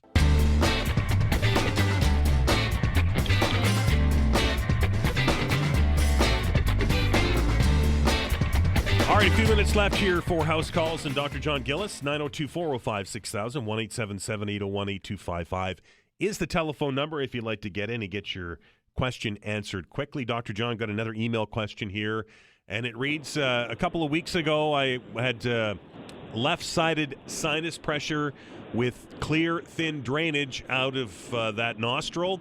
It progressed to a fever, body aches, and pressure on the left side of my face. I thought I was just sick with a sinus infection, but then I began to notice a horrible, foul stench coming from my left sinus. I had scant amounts of green mucus when I blow my nose, and I'm still draining the clear drainage from the nostril. I feel better systemically, but the stench and the sinus pressure have persisted. I went to the emergency room, got a CT scan done, and they found that my sinuses had near total opacification, I think is the word, and that my molar and premolar teeth have protruded to the floor of my left sinus. I'm absolutely shocked. The doctor says they may have to pull the teeth. I'm scared. What does this all mean? Well, that's a lot. What does it mean? It means probably needs antibiotics to clear up the infection, and it may need dental work. I would follow the advice given, but it sounds like it's a fairly advanced infection, so they probably have given antibiotics and go from there. Is it normal for teeth to protrude into a sinus? No. Yeah, I didn't think so. So that is unusual. So we shall see. I hope that goes well. But it sounds like you're getting good treatment, so it's good. 902-405-6000, 1-877-801-8255. That is the number if you'd like to get in here very quickly. Again, 902-405-6000, 1-877-801-8255. Another email question, Dr. John said, about a year ago, sprained my ankle, and at the time I had been since able to stand on it without pain. I didn't think it was a sprain and fell asleep. Then I went to work like normal in the morning. I stand on my feet all day, and I realized that it was swollen by the end of the day. Went to the doc where they confirmed it was a sprain. I admit I didn't take care of it. I should have. I tried to keep it elevated as I could, and I would sit a few times during the day, but I was unable to do that. This has been a recurring problem since. Is there maybe a bigger problem here rather than just an ankle sprain?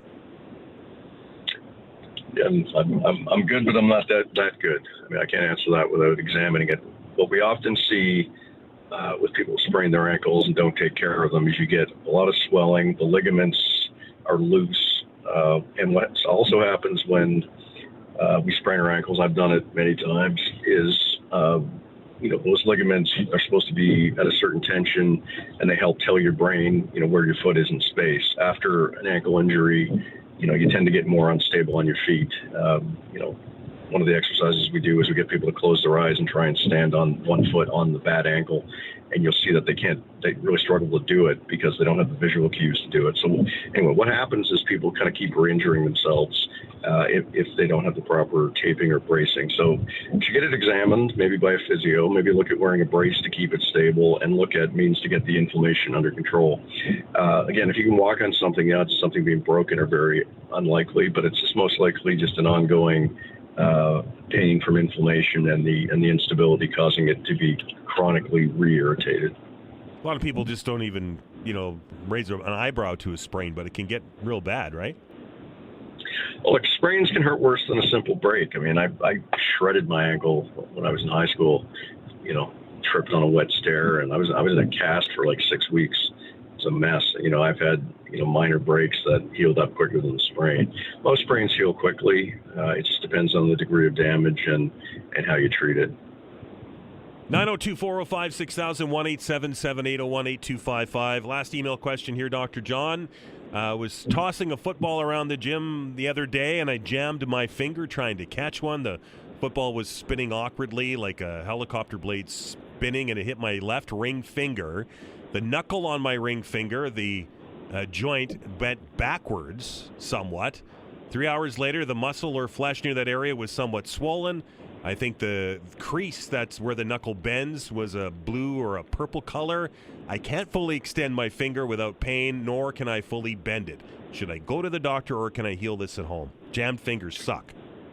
Yeah, it really depends.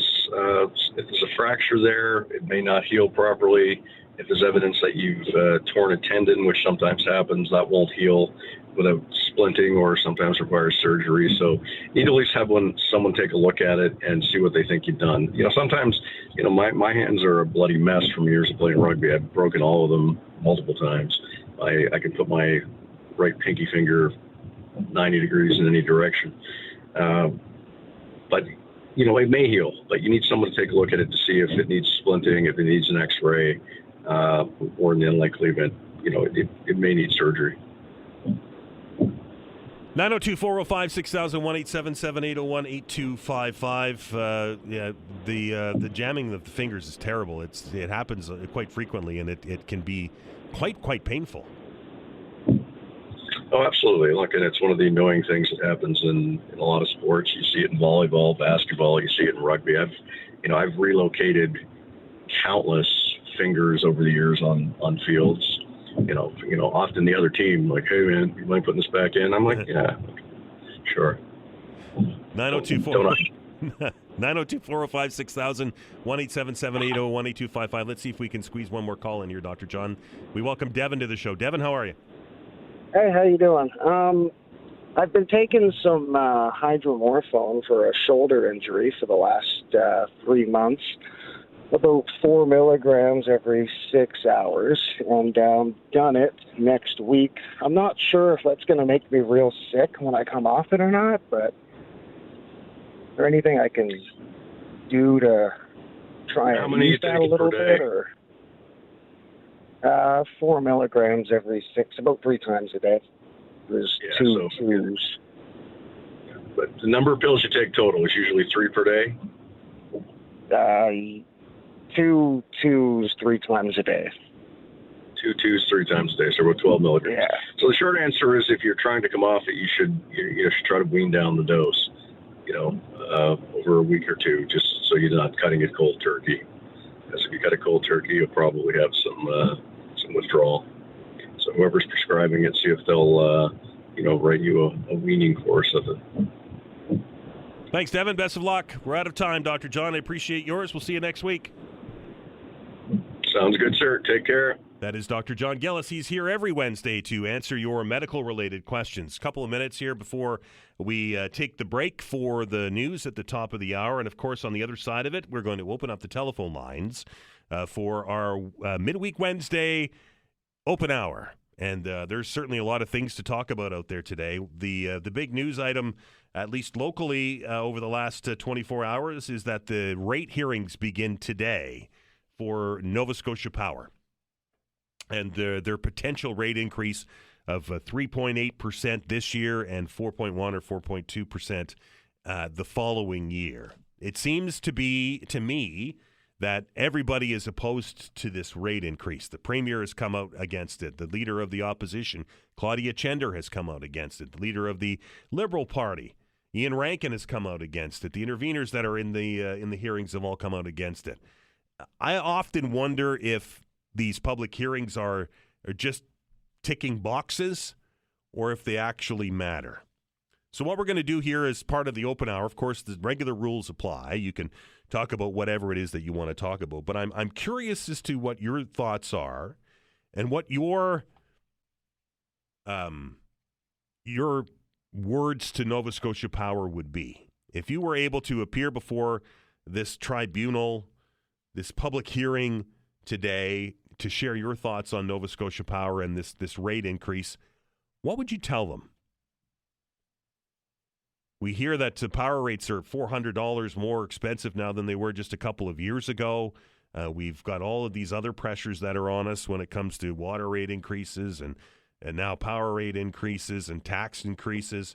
If you had the opportunity to appear at this public hearing today and to raise or to make your case to Nova Scotia Power that this rate increase is too much to handle, what would you tell them? And I'm very curious to hear what you have to say with regards to that. Also, it seems and it appears that the rhetoric is heating up again.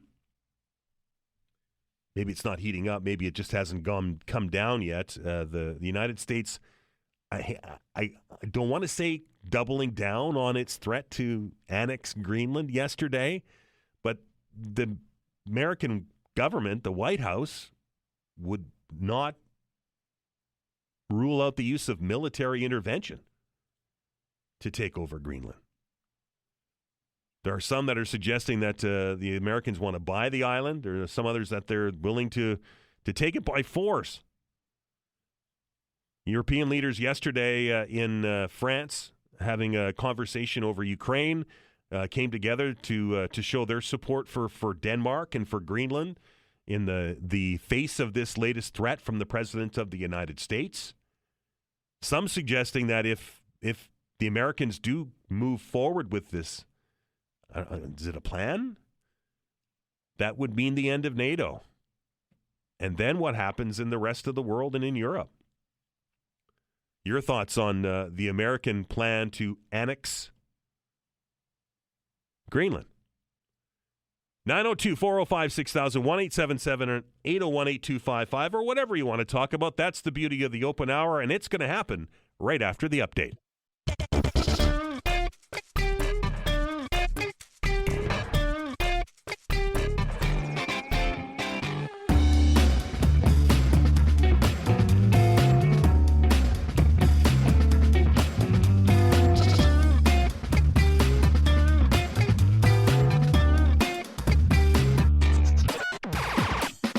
Welcome back. This is the Open Hour, 902-405-6000, 1-877-801-8255. As always here on the Todd Veinotte Show, the regular rules apply. You can call and discuss whatever it is on your mind. That's the beauty of the Open Hour. But I am curious as to what your thoughts are as we get into these public hearing sessions with Nova Scotia Power. And the debate over these rate hikes that the utility is asking for, 3.8% this year and 4.1 or 4.2%, whatever it is, in 2027. There doesn't seem to be many outside of the utility, I would suggest, that think this is a good idea. Yet we're still going through the process. So if you had the opportunity, if you were able to appear before this public hearing, what would your response to these rate hikes be to Nova Scotia Power? Things are expensive. The cost of goods has gone up significantly over the last few years. And I think there could be an argument that we should always have an increase just based on the cost of living or the CPI or whatever you want to use as the benchmark. But my opinion on the matter is that Nova Scotia Power has not had a good year performance-wise, period, with a cyber attack, with the response to the cyber attack, with its ongoing transmission issues, and yet we're still going to be saddled with a 3.8% increase in our power rates. I'm interested in what you have to say about that.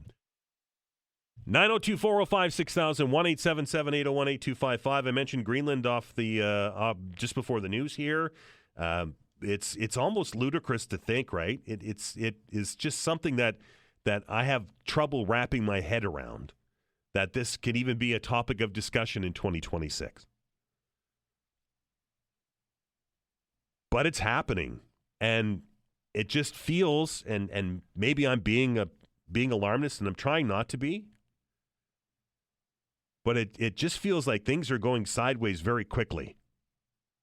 With this latest thing in Venezuela on the weekend, the overt threats of the same to happen in different countries in the hours after the military incursion into Venezuela, threatening Colombia, threatening Cuba, threatening its strikes on Mexico, and then bringing this Greenland question back to the surface, and then doubling down essentially yesterday, saying that they wouldn't rule out the use of military force to take that island.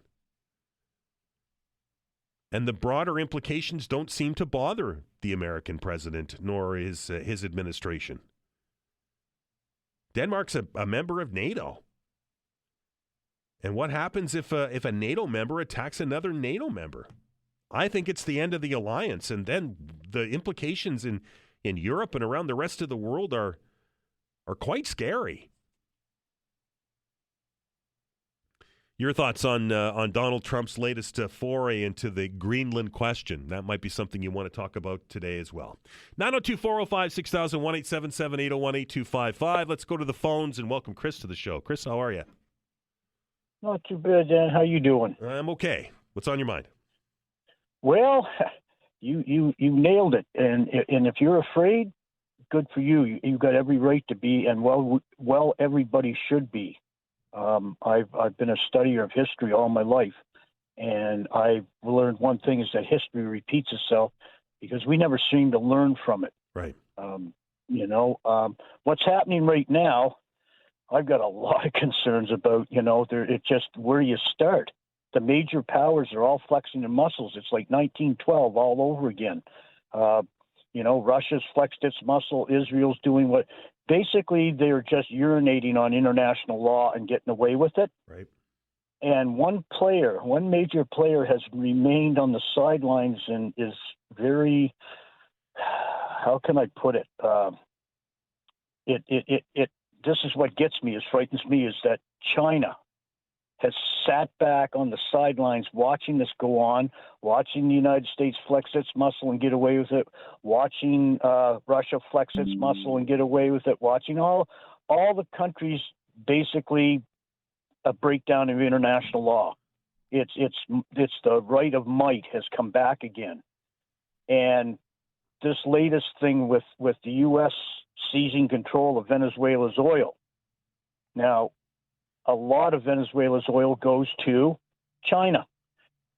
With the United States taking over control of Venezuela's oil, China is going to get very, how can we put it, defensive. Right. And I wouldn't be surprised at all if before the end of this year they don't make a move on Taiwan.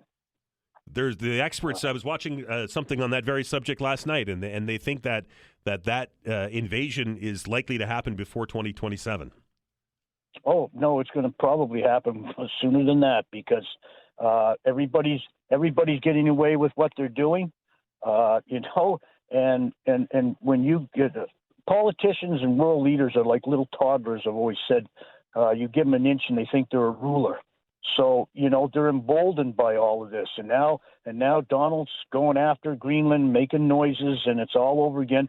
They're actually engaged in piracy. They're seizing vessels in international waters on the high seas, which I don't care what they try to say. It's piracy, plain and simple.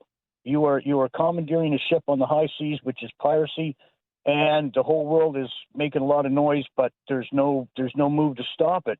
And we've been here before. In the 30s. Nobody stopped Uncle Adolf, and look what happened. When we did try to stop him, we ended up in a world war. And I don't see a lot of difference than what we're going through right now, to be honest with you. International law has completely broken down. Nobody's doing anything about anything. And I think if the American people don't soon get rid of this administration, the dogs of war are being fed and they're hungry. And that's my real concern, is that the major powers are starting to flex their muscles, and the lesser powers, and I consider us one of them, because let's face it, we're not a major player on the world stage when it comes to military might. And we're going to be stuck right in the middle of this because, yes, we are a partner in NATO, and we're sitting right next door to Greenland. So I don't know, Dan. It's if you stay up nights and lose sleep over this, you're not alone. Appreciate that, Chris. I don't know. You take care. All right, 902-405-6000, 1-877-801-8255.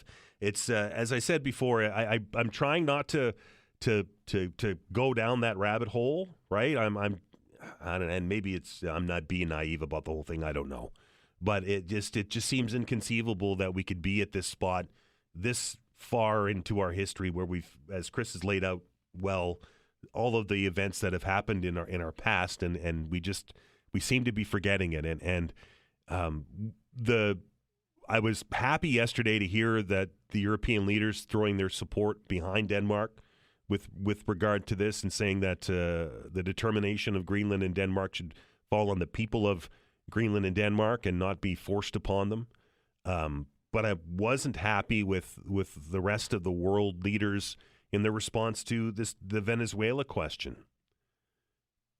Everybody seems to be just dealing with President Trump with kid gloves because they're worried about their trade deals.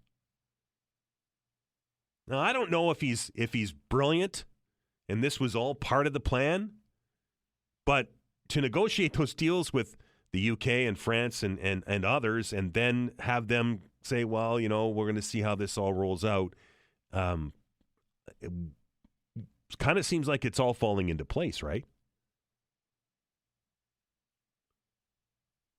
Make no mistake, if NATO falls, we're going to be in a real nasty situation very soon.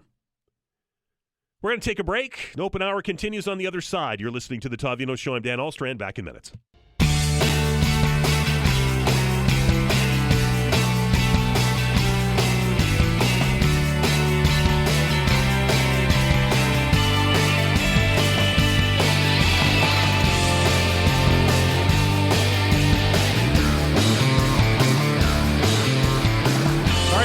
As we carry on here on a Wednesday afternoon, the lines are open, folks. 902-405-6000, 1-877-801-8255. That is the number if you'd like to get in and join the conversation.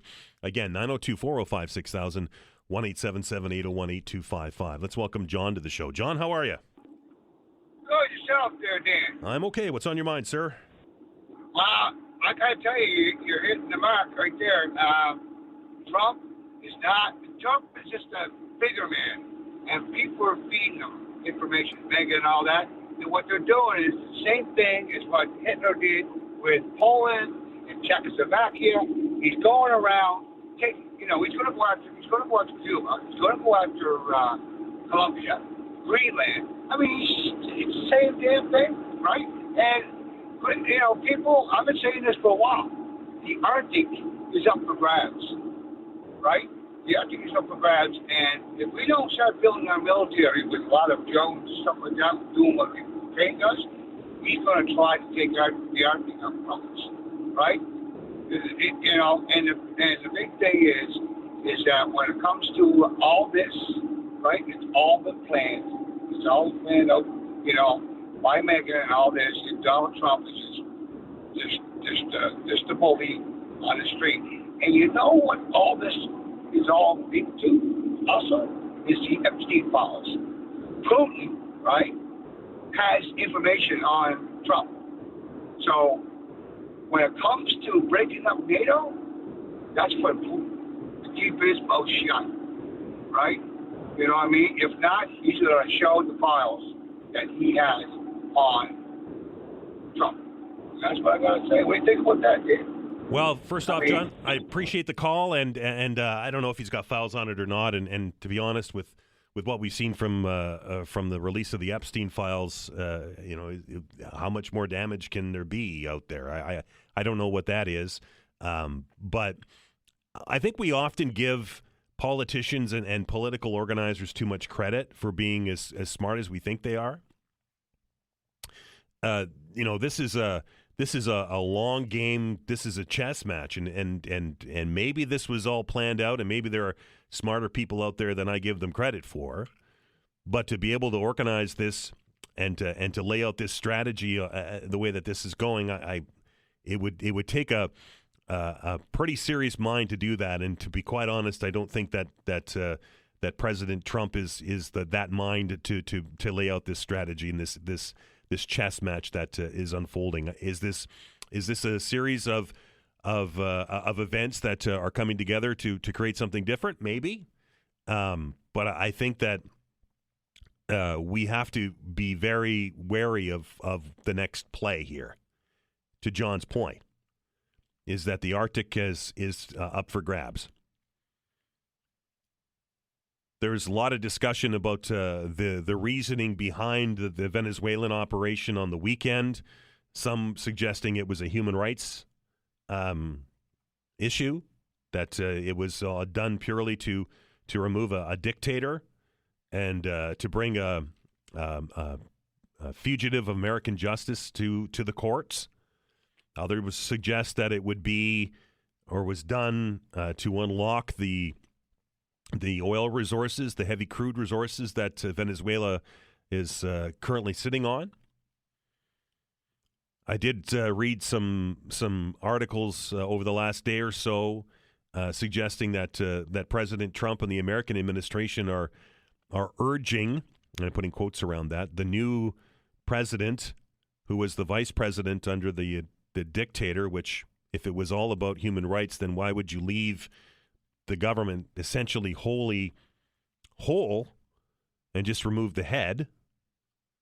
But that all being said, the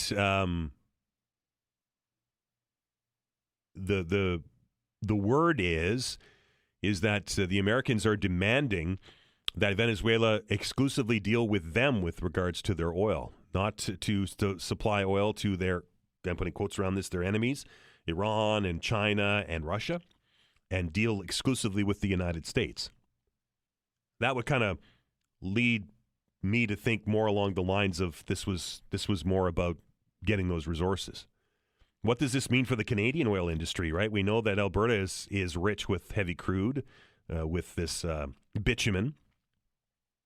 And it's starting to get talked about more in our country now that, we've been talking about a pipeline to saltwater from Alberta, or a new pipeline to saltwater from Alberta for a long time.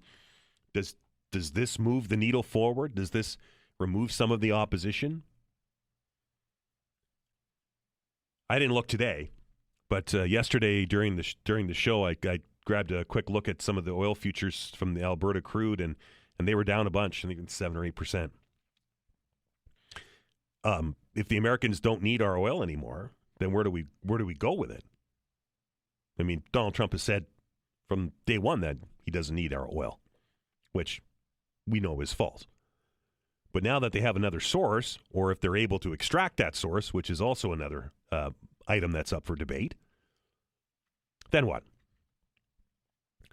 It seems that there's question after question after question that keeps popping up here, and we really don't have any clarity about the motivation behind any of all of this.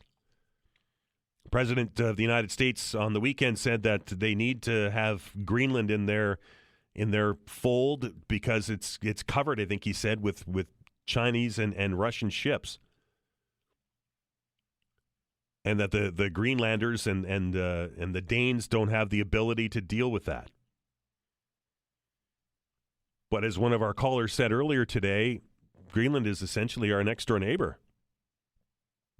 And what does that mean for Arctic sovereignty? The president has not been shy about calling our sovereignty into question in the past. I know it sounds alarmist. I know it sounds like I'm just doom scrolling here. But I really can see a correlation of how this is going. And to be quite honest, it's quite scary. 902-405-6000, 1-877-801-8255. If you want to join the conversation, please do so. The lines are open, 902-405-6000, 1-877-801-8255. Got an email from one of our loyal listeners, Ken Moe, who writes, on Monday you had someone from HRM Fire comment on traffic calming and bike lanes interfering with fire engines arriving promptly to a fire scene. He said, I was hoping you would get some response from a couple of HRM counselors about this. I know what happened in Venezuela is globally more important, but when I tune into 95.7 News Radio and the Todd Veinotte talk show, I listen to hear about local events. For Venezuela and other global news, I always turn to CTV News or CBC or CNN. They cover those topics 24/7. For a brief 3 hours, from 10 until 1, I listen to your show to get information on opinions from our HRM events and happenings in Nova Scotia and the Maritimes. Cheers and many thanks.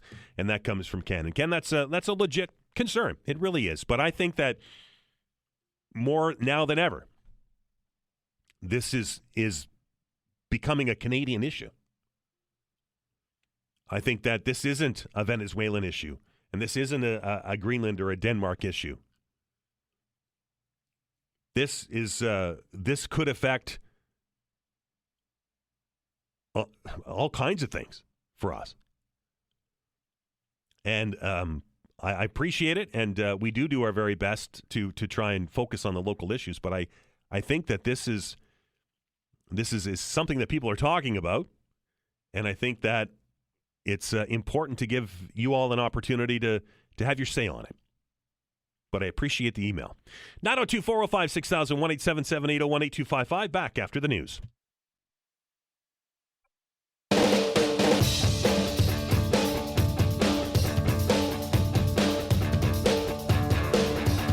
All right, rolling on here. The open hour continues. 902-405-6000, 1-877-801-8255. An email from Rob that reads, as someone who doesn't have access to Halifax water services for either water or sewer, I find it outrageous that anyone would suggest that I should pay for Halifax water's mismanagement through an increase in my taxes.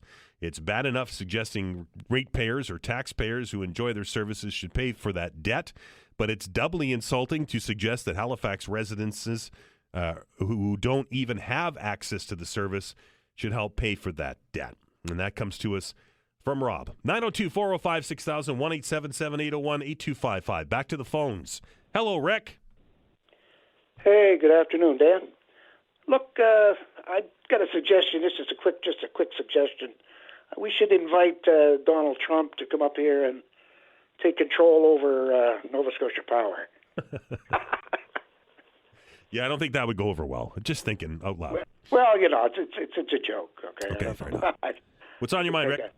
Well, look, it's the caller that called about local issues and news and stuff. I just have a little thing to point out. I've been on the show numerous times, way back even to the Rick Howe era, and talking sometimes about my old truck. And tonight, Eastlink Television is going to air a show at 7 p.m. Called Duncan F100. Anyway, it's the story of the truck and how I've owned it for 51 years. And anyway, what I wanted to point out is it's Andrew Younger's company, Whale Song Productions, and he's the director of the show. And anyway, Ed's been doing that since he's been doing it a long 20 time. years. Yeah, for sure. Yeah. So anyway, people remember him as a counselor and cabinet minister, energy minister under Stephen McNeil's first government. But he's forged quite a little niche in the local film industry. So hats off to Andrew. So anyway, 7:00, Eastlink TV. I'll have to watch. And yeah, anyway, it should be fun. Yeah. And anyway, if I could go on about Ukraine. I just add this one thing about the situation globally. It looks to me like they have United States, China, and Russia have come to an agreement where they would each control a certain part of the world, and that's why you're not going to see Russia or China trying to interfere with what happens in Venezuela. And just one last thing: years ago, I added on my Facebook. I just I do this occasionally for my learned friends. I said, if Canada was invaded by the United States, who would come to our defense? And people, postulated NATO. Well, we're all NATO, but anyway, no one could come up with an answer that the United States could just roll in and be 2 or 3 hours, and they'd have control of Ottawa, and the rest would fall into place. Well, they said the same thing about the Russian invasion of Ukraine, which is entering 4 years now, right? Well, no, that the Russian invasion of Ukraine was due to the civil war that started in 2014, Dan. Anyway, I don't want to go on about that, but that's really what it was. So enough said about that. Have a good day. Have a good one. 902-405-6000, 1-877-801-8255. It's wild that we're even having these discussions, right? Isn't it just weird to that something that 18 months ago we would have never even considered? But now it certainly has been a a topic of discussion around the water coolers here at the radio station, and I would imagine in the coffee shops and in your places of employment as well, as we watch the world situation. To Rick's point about Russia and China and the United States getting together and divvying up the globe, has that happened? I don't know, but it is kind of bizarre that in justification for the operation in Venezuela, that President Trump rolled out the Monroe Doctrine, right? Which was done way back when with I think President Monroe was the 5th president of the United States. I stand to be corrected on that, but it was very early on in their existence, and how the rest of Europe should stay away from affairs in the Western Hemisphere because that is essentially America's backyard. And the president, he changed it to the what did he call it? The Donroe document. But interesting how that came up as part of the justification for the intervention in Venezuela. Hello, Keith. Oh, hi there. I didn't think I'd get on that quick. Well, we're here for you. Yeah. How are you doing today? I'm well. What's on your mind? Well, I was called in yesterday, and I just wanted to call in again today. Just about the situation that's going on right now with the Donald Trump and Greenland and other things. In my opinion, there's only two ways that this is going to stop, and it's going to be either through natural causes or unnatural causes when it comes to Donald Trump. He's making, like I said, he's making a lot of enemies, and I would not want to be his security detail, to be honest with you. And the other thing, Todd, or not Todd, I'm sorry, Dan, sorry about that. It's all good. The other thing is, like, this fire department issue that's here in HRM or whatnot, that doesn't sound too good. I never really paid attention to it, but now that it's a topic and you've been talking to people and you've been talking with some officials in the fire department, the firefighters, the union, yep, for sure. It doesn't sound good. No, it doesn't.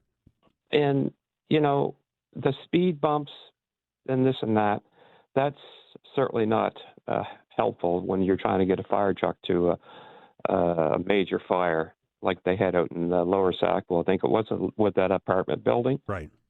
Those poor people. Now they're all homeless. Right. A lot of them, they lost their home. And we don't know if it would have been different if there was a full complement of firefighters that got there on time, but it certainly would have helped. Sure. I mean, the more equipment you have, the more men, the more things can get done. Right. But now, my thing, Dan, is with all the development, you probably heard this before, with all the developments going on right now, with all these developers that are putting up these large apartment buildings, like I don't know how many stories, some of them 20 or more, do the local firefighters, fire departments, do they have the equipment to even reach up something that's high up? They keep building these large buildings. Is there equipment that can even reach that high? I don't think there's equipment that reaches to the top of some of the buildings that they're putting up now, to exactly. be honest with you. Yep. So if you're in one of those and I'm just using an example. If you're in one of those buildings and you're up in the top floors, it's not going to turn out well.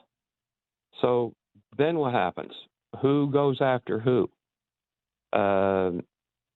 This is a pretty serious thing. Like I never thought about it, like I said before, but that's just kind of my opinion on that.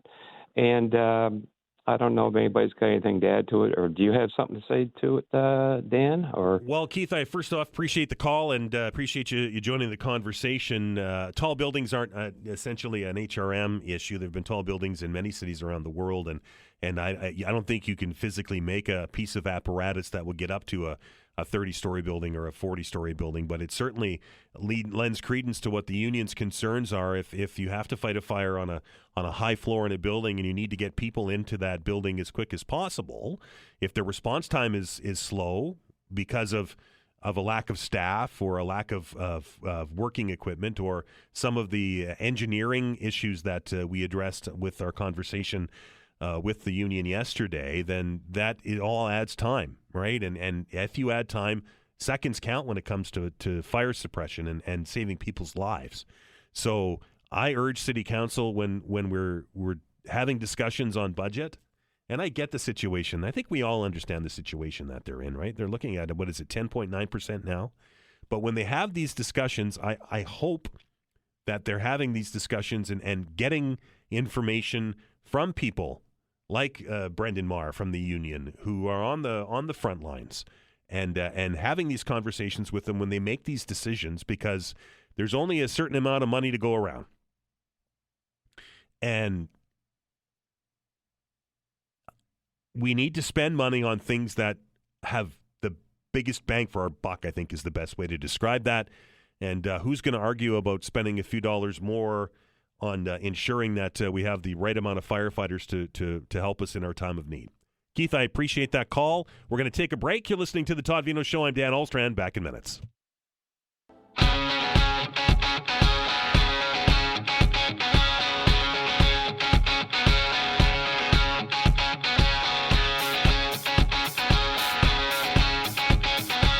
All right, just a few minutes left here as we get to the end of the Wednesday edition of the Todd Veinotte Show. Lines are open if you'd like to get in and get a quick call in. 902-405-6000, 1-877-801-8255. That's the number if you want to access the show, 902-405-6000, 1-877-801-8255. That story that has gripped Nova Scotia here over the last couple of days with the 13-year-old grade 8 students in Shelburne County that was killed by those 3 dogs is just such a tragic story. Have you been reading this? This 13-year-old boy was riding his bicycle on a dirt road and was attacked by 3 large dogs, according to the story, and was rushed from the scene with life flight and came to Halifax and eventually succumbed to those injuries. In case you're curious, a GoFundMe campaign has been launched for the family of the child. They have already raised, I think, last time I looked, about $36,000 to help the family with expenses who are dealing with this tragedy. It's just unthinkable, isn't it? Your teenager, your grade 8 student is just out for a ride on a dirt road on his bicycle, and this happens. There are a lot of questions I think that still need to be answered with regard to this, but I did want to raise the GoFundMe page. If you're at all curious, just search it out, and we'll keep you up to date as this investigation continues. Let's go back to the phones and welcome Jim to the show. Jim, how are you? Hey, good day. How you doing, Dan? Good. What's on your mind? Dan, the poor people of Greenland that have to weather the stress from all the talk of ding-dong south of the border. Right. So the stress, like, you know how our blood pressure was going up when he was saying it's no longer a joke to make Canada 51st state. Yeah, absolutely do. A lot of our blood pressures were going up to the point where it's like, hey, if you got to give me protection to keep them out of our border, I'm going. I'll protect our country, just like I think most other people, 90% of Canadians would. But there's people, and again, he can't think for other people because he's not that type of personality. He doesn't think about anybody really but himself. But so there's probably pregnant people in Greenland that are 7 months pregnant, 8 months pregnant, 9 months pregnant, people with high blood pressure, people with health issues, and this is what they're reading in their news. It would be a scary time, and you're right, absolutely right, Jim. I do remember this time last year, right, when we were in the throes of this 51st state rhetoric that was going around, and anxiety level for me certainly, yeah, absolutely was and that was just a muse, right? Now this could be reality very quickly in Greenland. So health issues, people with mental illness that might be thinking, oh, it's going to get worse. What do I do? Like, right. And I remember telling someone at work, like, I'm not going to drink orange juice again made in the States. I'd rather drink toilet water. Like, that's how pissed we are. Right. Right. We'll do whatever we have to do. People in Canada are hardy. We can get by with very little. We have before, and we evolved as a country. We didn't, it wasn't a revolution to make Canada. We evolved into Canada. And here's what really irks me. Okay, we have well-known personalities. Do you think Wayne Gretzky agrees with trying to annex Greenland and the pressure and the stress that's put on these people? Do you think Kid Rock agrees with that? Do you think Scott Baio from Joni Loves Chachi, all these people that think Trump is the next best thing, do you think do they not think about the stress caused on a population from all this stupid annexation talk? Like, there are people of goodwill in the States. Unfortunately, enough of them didn't vote last election to get us out of this mess that we're into, and a world mess that we're into with however he wakes up in the morning. Well, I think I want this country. I think I want that country. And the hard part is he's the ding dong in charge of it. So my take is, I don't know who's listening, but it's not time anymore to be silent for people. A lot of people in the States aren't silent, and they've got to kind of realize, like, the stress that's put on people in these countries when he talks and when he yaks, the peaceful, loving people of Greenland, which are part of Denmark, that, well, I want it. It's like, do they not realize they have a 2 or 3 year old running the country with their combinations to the nuclear codes? Like, there's nothing we can do here in Canada other than, I'm not buying orange juice. I'm not buying grapes until I pay, I'm just not buying anything American. But the point I guess I'm trying to make is there's celebrities, there's people, what are they going to do when this is what are they going to do when he's done? Like, what are they going to do? Are they going to come back? Oh, I really wasn't with him. Like, it's just so annoying that the amount of stress that people can cause other people based on just that one leader. And it's time for other people down there. You got a conscience, like, stand up and say, like Wayne Gretzky, stand up and say, I don't agree with this. Like, you know what I'm saying? Because anyway, that's kind of how I feel. All right, Jim, I appreciate it. Thanks. 902-405-6000, 1-877-801-8255. It's the art of the deal, right? Maximum pressure. It's in his book. You exert maximum pressure to bend the will of whomever you want to bend the will of. And I don't think it's at all coincidence that this gets ramped up at certain times. I think that he's going to use pressure and then offer a deal so that it feels better than the alternative. We've seen it with his trade negotiations and tariffs, right? I'm going to put this amount of tariff on, then you negotiate a deal, and we come with a lesser tariff, so it's better than it was, and at the end of the day, he gets what he wants. It's maximum pressure. Hello, David. Hey, Dan. Good morning. Happy New Year from District 7. Thanks for taking my call. For sure. What's on your mind? Just a couple of quickies. First of all, a big thank you on the Santa show from Christmas. Yeah, it was fun. I was in Western Canada and up at 0800, and there you were with Santa. It was awesome. Thank you very much. I appreciate that. Thank you. Yeah.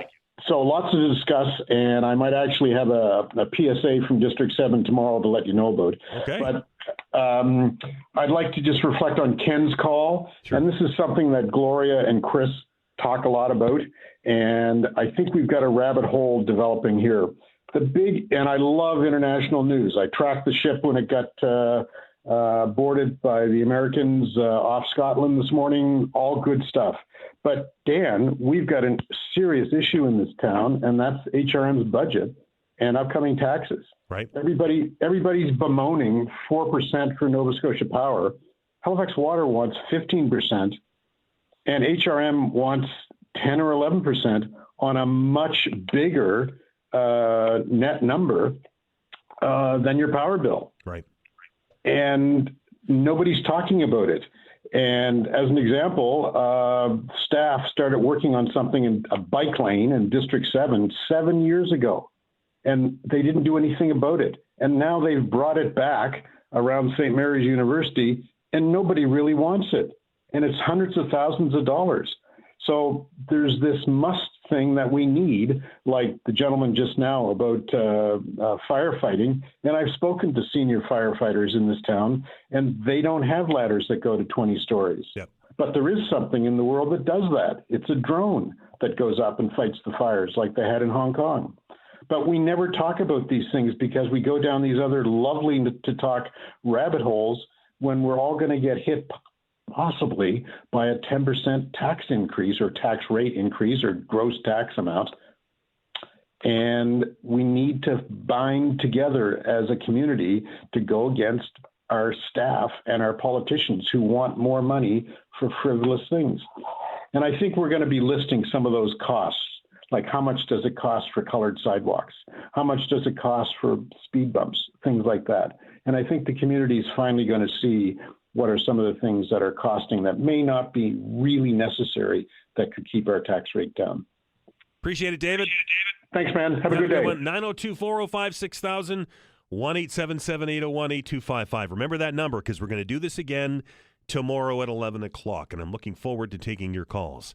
Thank you, as always, to Vanessa Vandenez on the other side of the glass, who does outstanding work. Santa was all her incarnation. And she makes it work every day, and keeping me in line is a most difficult task, particularly when I have the man flu. Maybe we'll have to put a little something extra in her pay packet this month. Anyway, appreciate you, Vanessa. I appreciate all of our guests for imparting their knowledge upon us today. I appreciate all of you for picking up the phone, dialing the numbers, and joining the conversation. You make my day when you do it. Until tomorrow, everybody, be well, and remember, be kind to one another.